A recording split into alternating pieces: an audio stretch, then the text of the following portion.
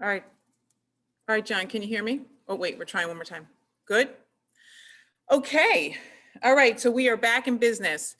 So hello, everyone. I'm Kyle Dreyfus-Wells. I'm the Chief Executive Officer of the Northeast Ohio Regional Sewer District.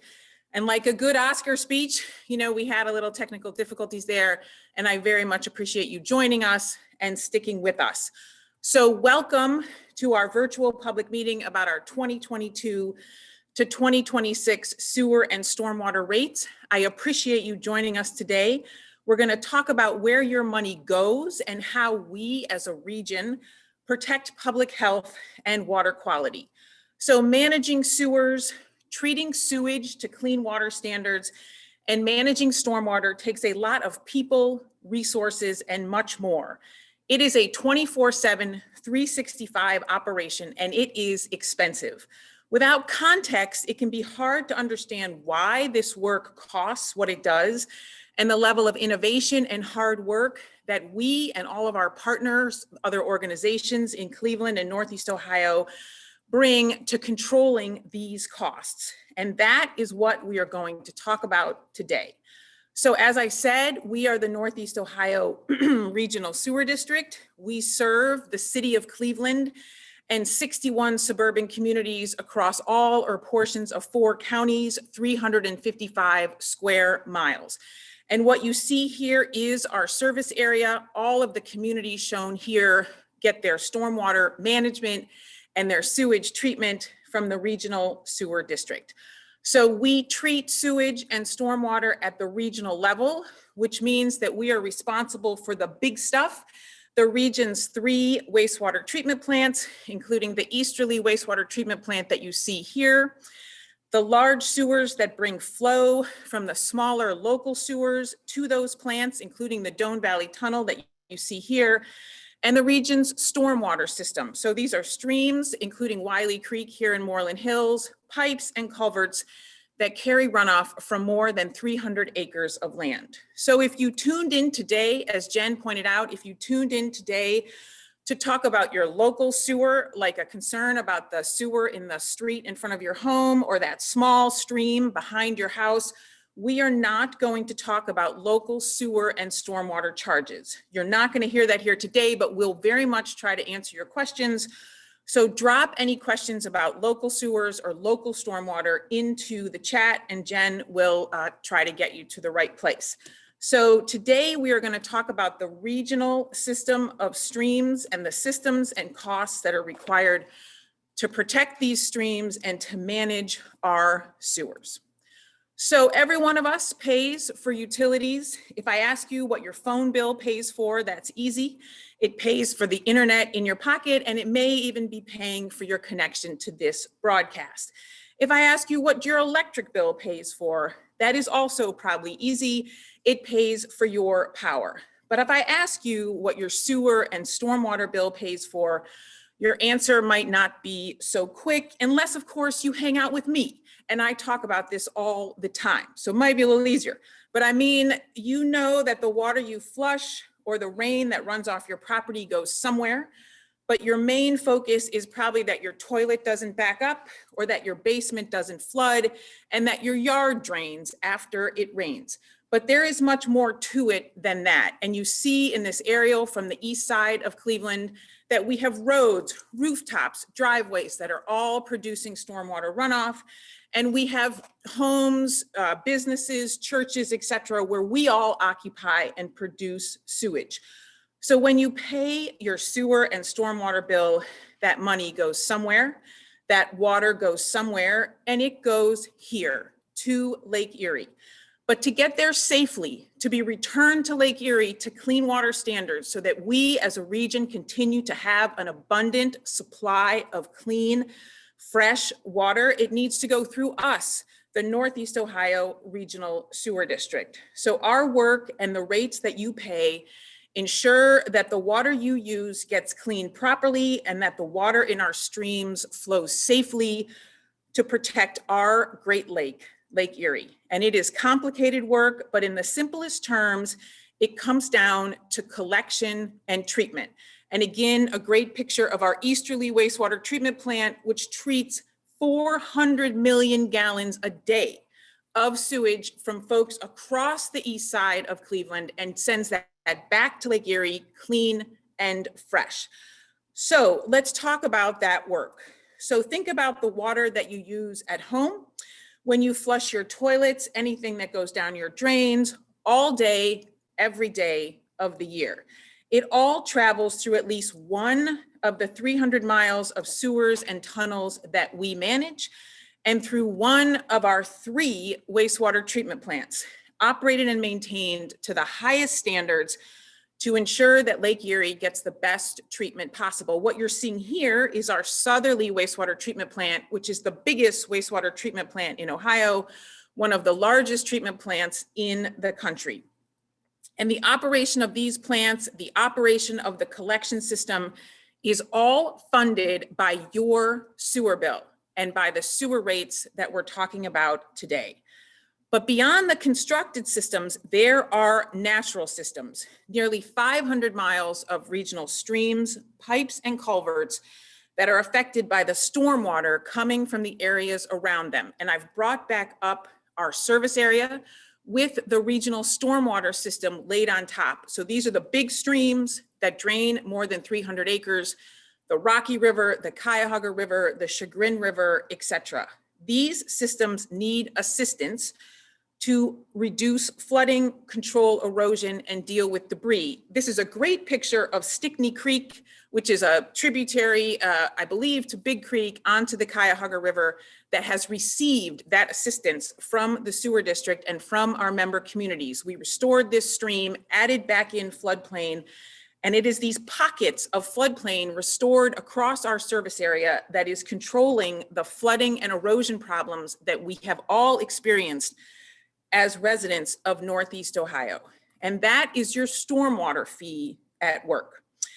Now, the fact that your sewer and stormwater bills pay for stream management and the unseen systems that we all depend on is why we start the rate conversation here. These rate realities might not seem as present as the phone service that you pay for or the lights all around you, but they are services that we all depend on as residents of Northeast Ohio. And our job at the sewer district is to provide these services reliably and cost effectively. And we know that you're tuning in today because that matters to you, and we very much appreciate you being here today. All right, so with that in mind, we are going to cover 3 topics in this presentation. We are going to cover what the next 5 years of sewer and stormwater rates look like and why, how those rates make our clean water work possible, and what cost-saving opportunities are available to you and someone that you know. So Ken Duplay, our Chief Financial Officer, will follow me and talk in detail about what the rates are all about and the basis for those and the cost-saving efforts that we and our Board of Trustees have gone through to keep those rates as low as possible. And then Constance Hock, our Chief Administrative Officer, will follow to talk about the details of our cost-saving program. And we will take your questions throughout. Jen Elting is moderating that chat. She'll try to answer those questions as she can, and then we'll take them directly when Ken, Constance, and I have finished the presentation. So before I turn it over to Ken, let's get right to it and talk about the 5-year rate forecast for both sewer fees and stormwater fees. All right, so here's the deal. We determine rates every 5 years. That is how the sewer district is governed. The sewer rate you pay typically changes every January within those 5-year buckets. At least it has every year since 1990. Our last rate study was in 2016, which set the rate schedule for the years 2017 to 2021. And over that 5-year period, 2017 to 2021, an average customer's sewer bill has ranged between $60 and $80 a month. And the average customer's stormwater fee has been $5.15 a month. So Ken and Constance and I are going to talk a lot about the average customer. And in the 2017 to 2021 rate cycle, the average customer used about 0.6 MCF of water a month. I'll talk about all that in just a minute. And the typical stormwater customer fell right into that tier 2, which I'll talk about in just a minute, at that $5.15 a month. And then in 2020 and 2021, we studied our sewer rates and our stormwater fees, which have resulted in the next 5-year forecast for 2022 to 2026. The next rate schedule covers those years, and we'll look at both sets of charges separately, starting with the sewer rates. All right, so prepare yourself.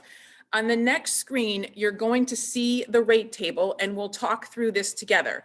You'll see it again with Ken, and he'll also walk you through that as well. It'll show our 2021 rates, which we're all paying now, and it'll show our proposed 2022 to 2026 rates and show how they compare.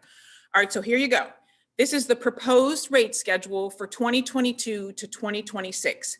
I'll emphasize that I'm also going to talk in just a minute about the typical residential bill. So you'll see this rate schedule sort of put in context of what the typical customer pays.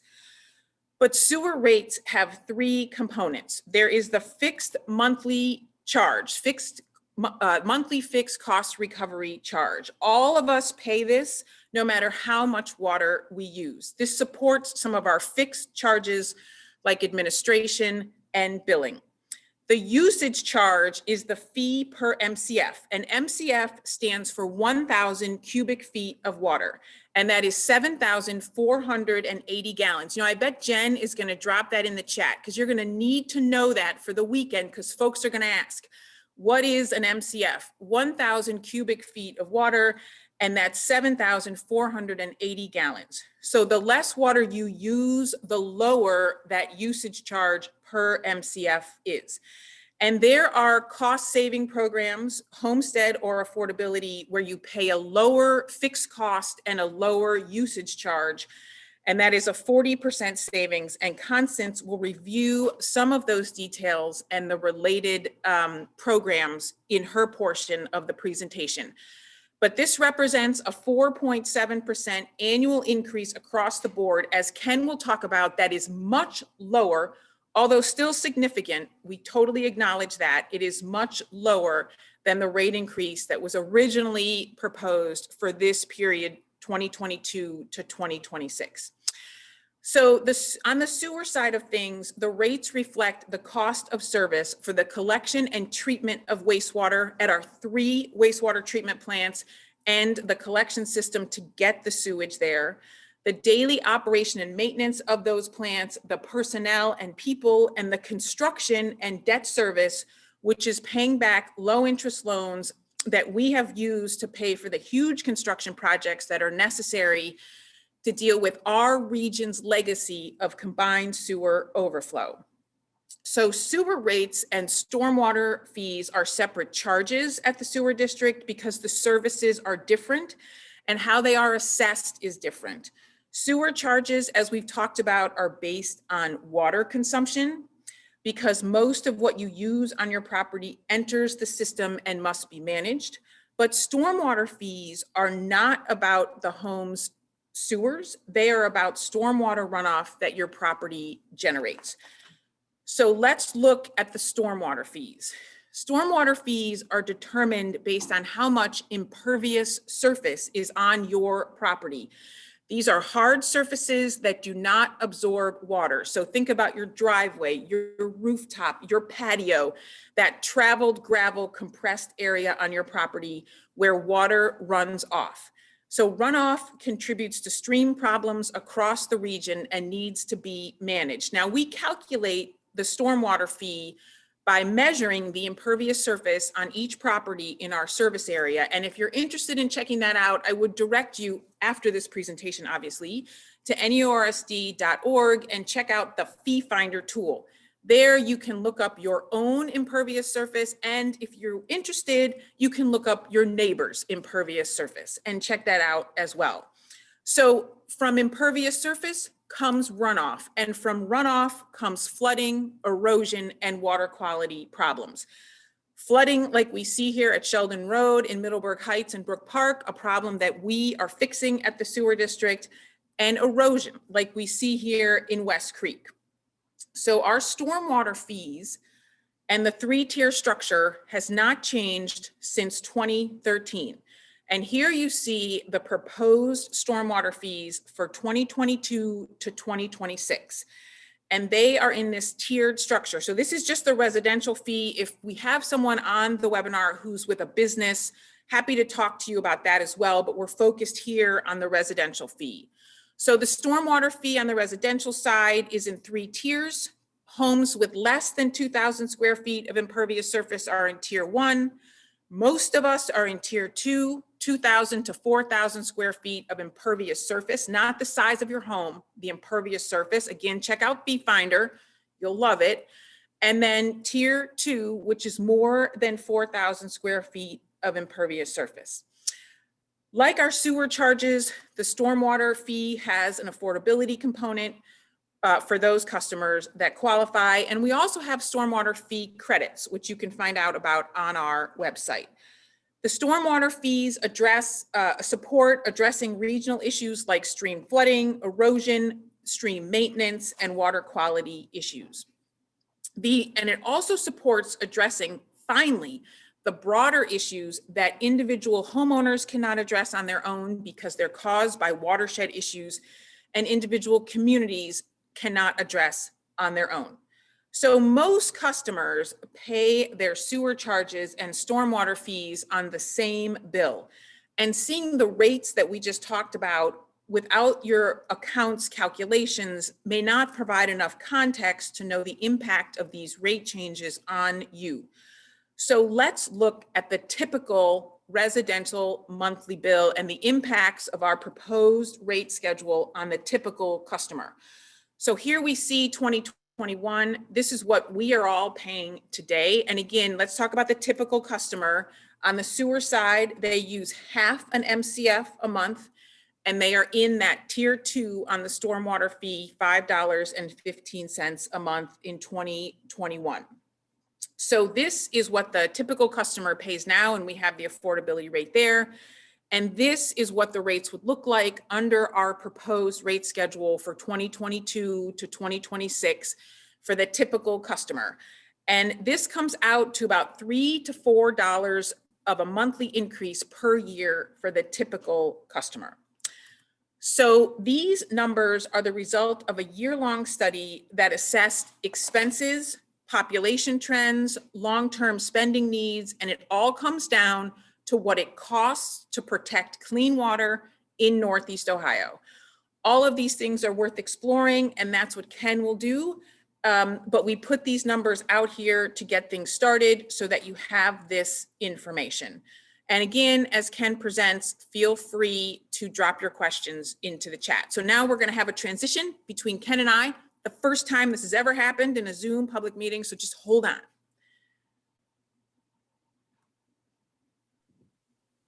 And thank you again for joining us today for our Sewer District public meeting about proposed rates for 2022 through 2026.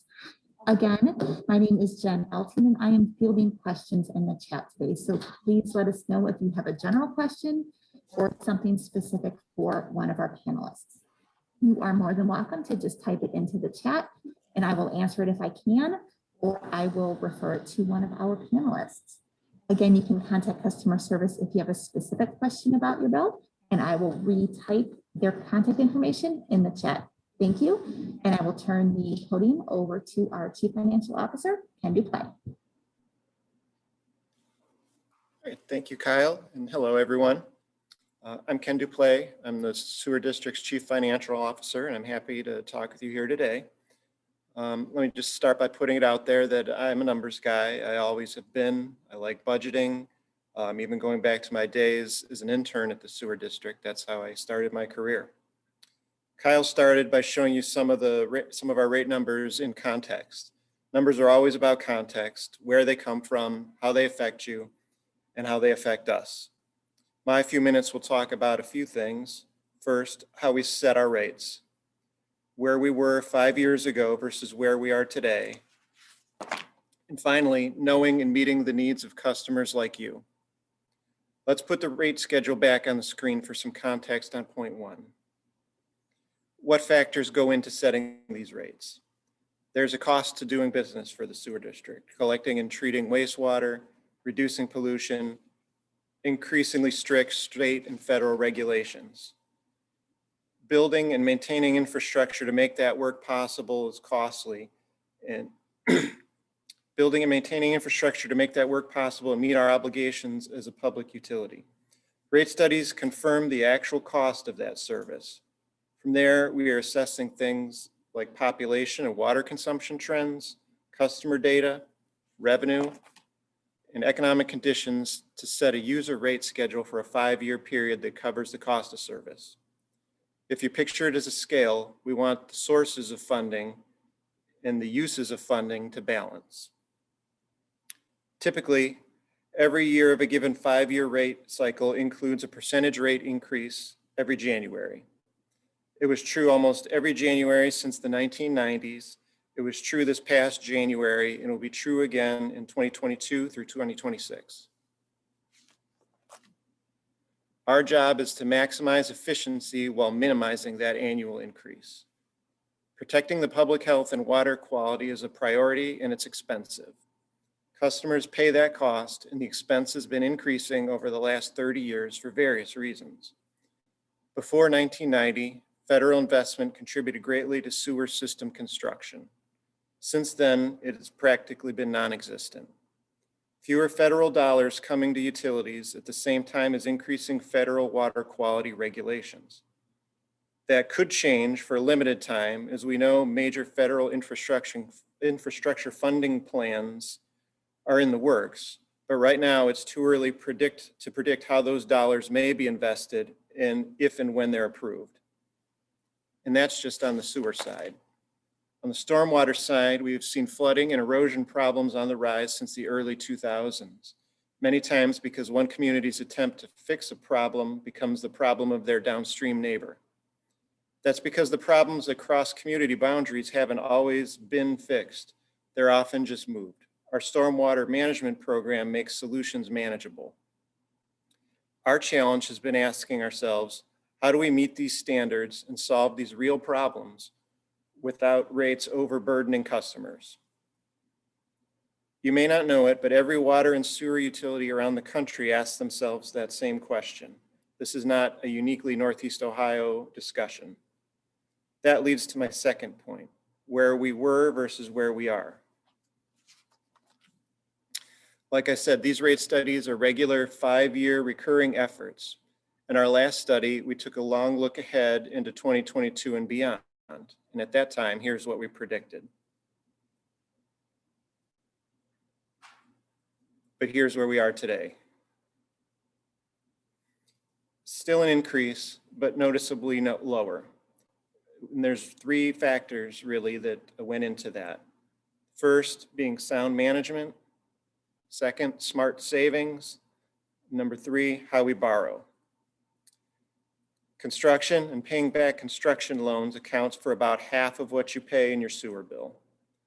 The current heavy lift we are carrying is Project Clean Lake, a 25-year federally mandated program that is reducing pollution in our Great Lake by nearly 4 billion gallons a year. We're 10 years into that campaign right now. Before we began, we estimated the cost to be $3 billion, and it factored heavily into our last 5-year rate cycle. Any of you who manage projects at home know how hard it can be to control costs, unexpected problems, unforeseen challenges, shifting priorities. Now imagine managing a $150 million project 2 miles long and 200 feet underground. Now multiply that workload by at least 7. We're doing just that, and we're doing well. No cost overruns, no costly delays. We are finishing on or under budget and on time. We're not only planning and delivering huge projects like this, we're increasing efficiency and saving dollars. Here's an example. Construction and paying back construction loans accounts for about half of what you pay in your sewer bill.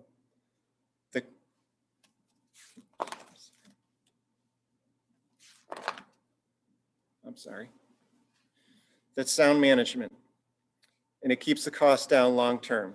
nearly $500 million total savings since 2010. Do you see rate reductions because of those savings?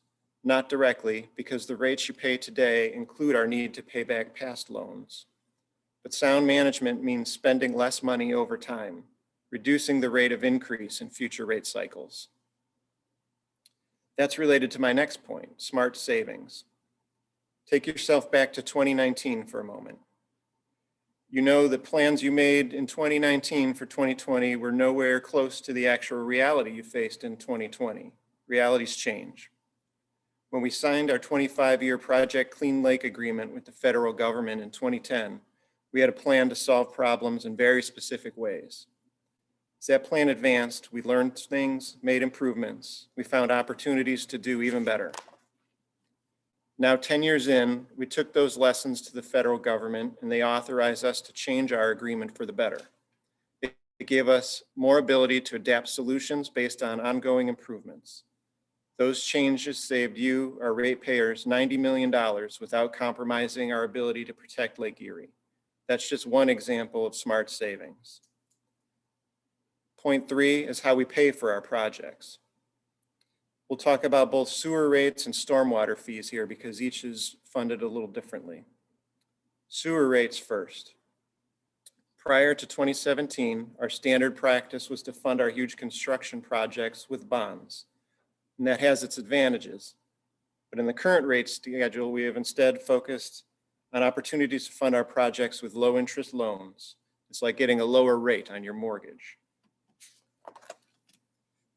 Now, stormwater projects aren't paid for the same way as the sewer projects are. They're paid for directly with your stormwater fees. Since 2013, our stormwater fee has gone unchanged, and we have invested $75 million to reduce flooding and erosion, working closely with communities to do so. But as we have studied the region thoroughly, we have identified more than $1 billion worth of stormwater management needs, problem areas, flooding areas, failing infrastructure, and solutions are needed. The stormwater fee increase will not only help us advance this program, it contributes to your communities making the investments they need to make. All three of these factors help us cut our rate increase almost in half when you compare our 2016 prediction to the 2022 reality. These will continue to affect our daily decisions to enable even greater efficiency in future rate cycles. 5 years ago, we predicted the 2022 through 2026 rate increase would be close to 10% a year every year. We're less than half of that now. Next year's sewer and stormwater rates are 4.7% higher than they are today. That becomes about $4 a month increase every year for an average customer. So I've covered factors that go into rate setting, where we are compared to where we were. Now I want to end my points with you, our customers. If you're managing projects to save money, and if we are performing better than we predicted 5 years ago, it makes a long-term difference, as we showed. But what about the here and now costs for our customers? That comes down to a term that we define as affordability. If I ask you, what does affordability mean? We'd certainly welcome your thoughts in the chat. In our utility terms, affordability is about customers' ability to pay their sewer bills. Plain and simple, most customers can afford to pay their sewer bills. They may not always be happy about the bills, but I do hope today's discussion provides clarity about how and why rates are what they are. We are aware of neighbors across the service area who struggle to pay their sewer bills for a variety of reasons. We know their stories and we have talked to them and worked with them. These are not easy times. Starting in 2022, we're enhancing our cost-saving programs with two significant changes. First, we are opening our affordability program eligibility to renters who have sewer or water bills in their name. Prior to 2022, this was not an option. It is an option now, and we expect that more than 20,000 customers could qualify for savings on their bill with that adjustment alone. Second, we're increasing our affordability program eligibility from 200% of the federal poverty level to 250% of the federal poverty level. This too increases eligibility to another 20,000 customers. Constance will speak to these programs directly in a moment, but at a glance, these two changes open the door to 40,000 customers who until now would not have qualified for a reduced rate. While these rates are calculated with efficiency and affordability in mind, we know how we pay our bills are affected by the very real challenges at home. We want to work with you. These changes have the potential to help those who need it most. I open my comments by saying that I'm a numbers guy, and sometimes that can sound like percents matter more than people. Our work for clean water is about people. It's about public health and the environment we all call home across Northeast Ohio. As I transition to Constance, please keep your comments coming in the chat, and we will remain available to take any questions along the way.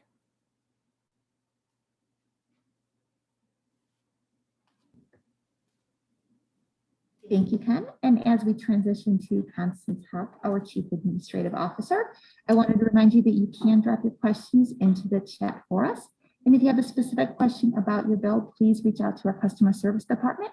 They are here until 5 p.m. today, and they can be reached at 216-881-8247 or via email at askus@neorsd.org. Thank you, and I will turn it over to Constance. All right. Hello and good afternoon. My name is Constance Huck. I'm the Chief Administrative Officer here at the Sewer District, and I'm happy to speak with you today. You may know about our cost-saving programs, many of which have been in existence for some time, but we wanted to take this opportunity to let you know more about our 6 programs that provide savings for our customers. So we're going to cover each one of them very briefly. As we go through them, as Jen said, be sure to ask your questions in the chat.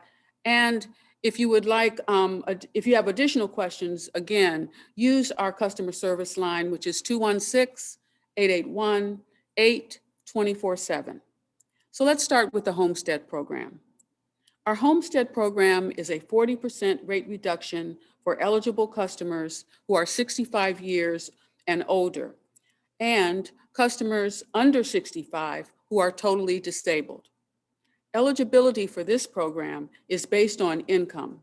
Your household income must be $34,500 or less to qualify.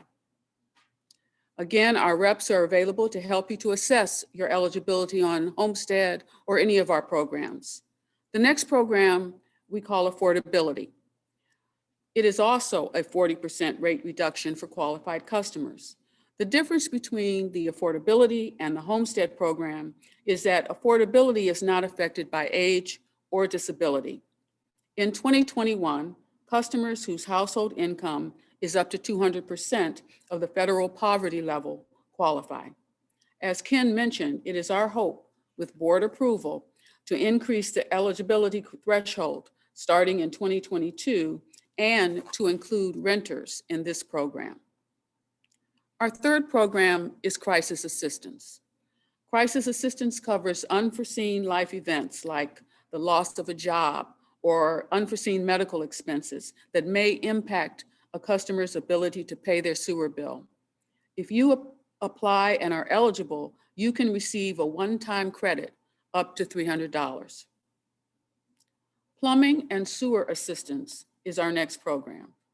Eligible homeowners may receive emergency service line replacements or other plumbing repairs. You must, in this program, be a homeowner in the sewer district service area and meet the income guidelines. One program that does not depend on income is our summer sprinkling program. Since customers often consume more water in the summer for uses that do not contribute to the sewer system, we offer this program that bases your summer use on your average winter water consumption. The property does have to be owner occupied in order to qualify. You can apply using this link that you see on the screen, Or again, you can call us at 216-881-822 24/7. That brings me to our final cost-saving opportunity, the regional stormwater management fee credits. Fee credits are based on changes that you make that reduce the amount of stormwater runoff coming from your property.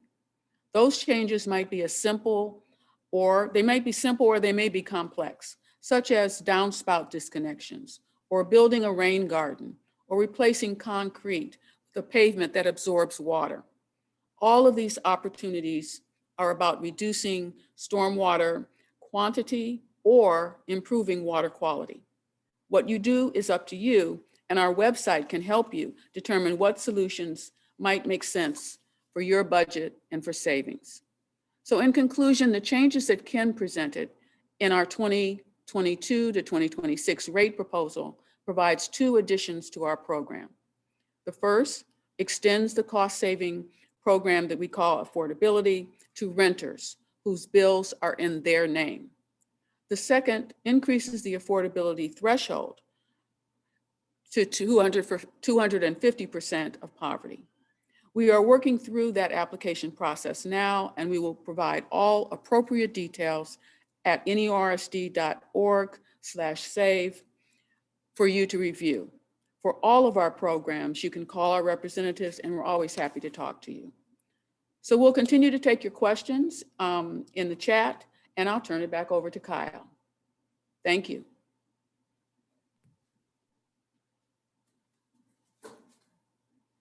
Constance is right here.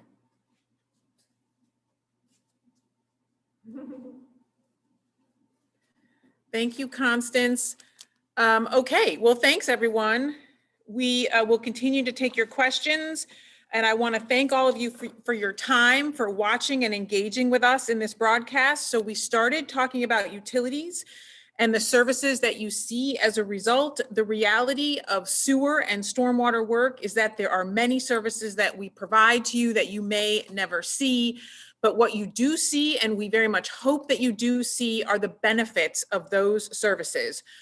We want to emphasize that infrastructure work is expensive, it is time consuming, and it is critical. And our job at the sewer district is to do this well, serving you, our customer, and protecting our region's water resources all day, every day.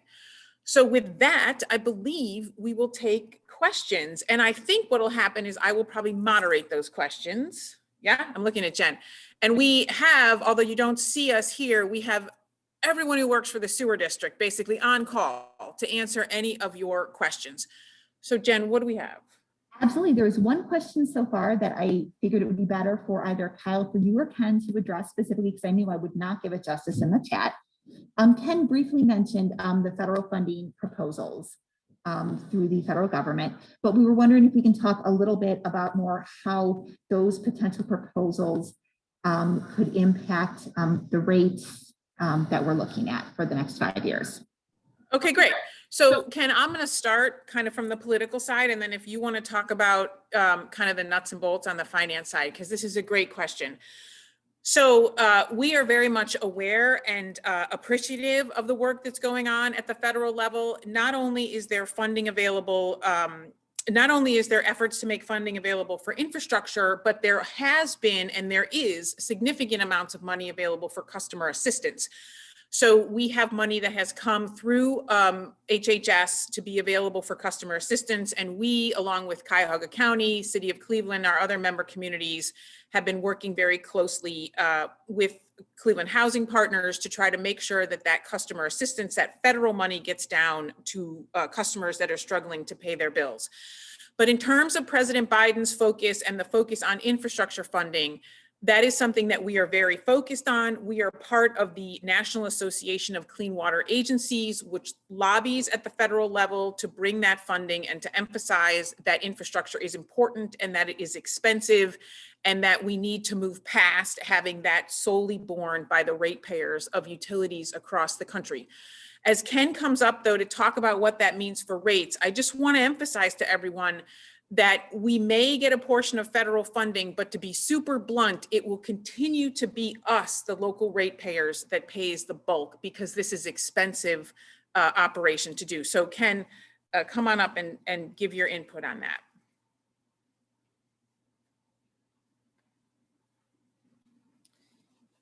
Sure, Kyle. So the answer to that question isn't necessarily as straightforward as it would seem. It would depend significantly on the amount of funding that we received and which projects, for example, we might be able to use to fund those, to use with that funding.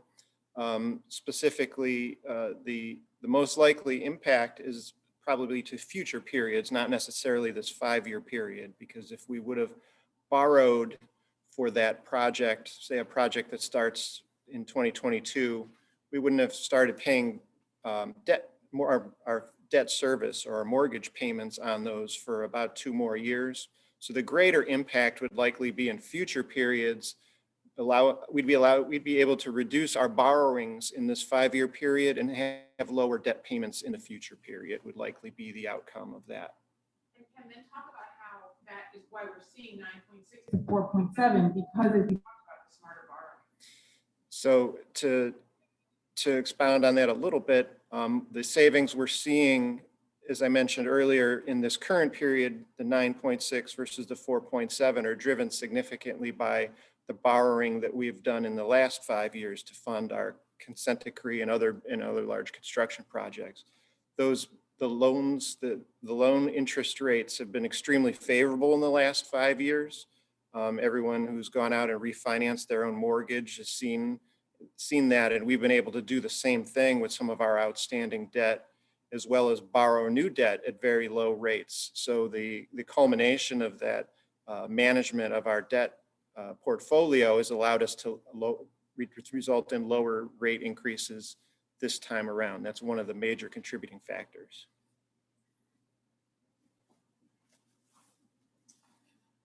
Great. Thank you, Ken. I hope that answers the question from folks that put that into the chat. If you still want to talk about finances, for sure, more questions or let us know. So Jen, what else do we have? Another question somebody has is they would like to know what upcoming big construction projects we have coming in the next 5 years. Okay, so the question is about large construction projects. I'm assuming that this is on the combined sewer overflow control side or the stormwater side. Let's say either or both. Okay, like.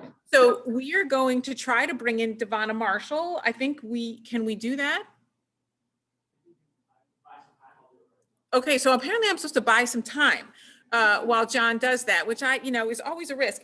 Do we have any other questions while we are getting Devonna Marshall? I'll tell you, Devonna Marshall is our Director of Engineering and Construction, and she or someone from Engineering and Construction will come on and be able to talk about some of the big construction projects that we have coming in the next 5 years.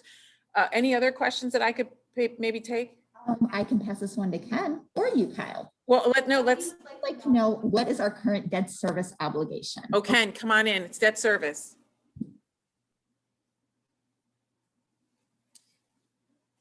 Yes, I can definitely answer that question. So we currently have about $1.7 billion in debt outstanding. So that's debt incurred significantly over the last 10 years, but even prior to fund our construction program. That translates right now to debt service payments. So our mortgage payments of about $100 million this year, and that will continue to go up. We estimate we'll be close to about $180 million a year by 2030. We have Devonna? Jen or John? Are working on getting Devonna in right now. Hello, can you hear me? Hey, Devonna Marshall. Okay, How so are you? John, should I mute or should I mute? Devonna, go ahead. So did you hear the question, Devonna?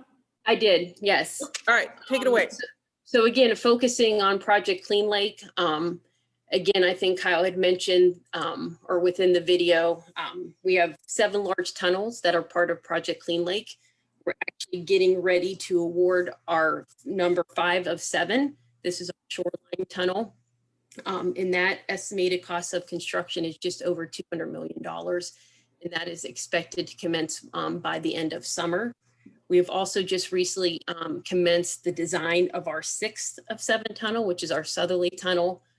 Again, another large project that will start construction within this 5-year period, but more towards the end. And again, upwards of pushing more closer to 300 million in construction costs. So that is great. And thanks, Devana, for jumping in on that. And if folks have other questions about our construction program, again, you can put those into the chat. We can follow up with you. And then you can also check out our website, NEORSD.org. We have information about Project Clean Lake there. We also have information about our stormwater projects. And I believe we have a great map. And one of our staff will correct me on this. I think we have a story map that can show you some of our stormwater projects that we have done. All right, Jen, anything else? I was going to answer the last one in chat, but if we want to just answer it quickly live, that would be wonderful. Someone would like some more information about the summer sprinkling program and if renters can also apply for summer sprinkling. All right, Constance Hock's going to come up and take that question on summer sprinkling. Thank you. No, summer sprinkling is for homeowners only.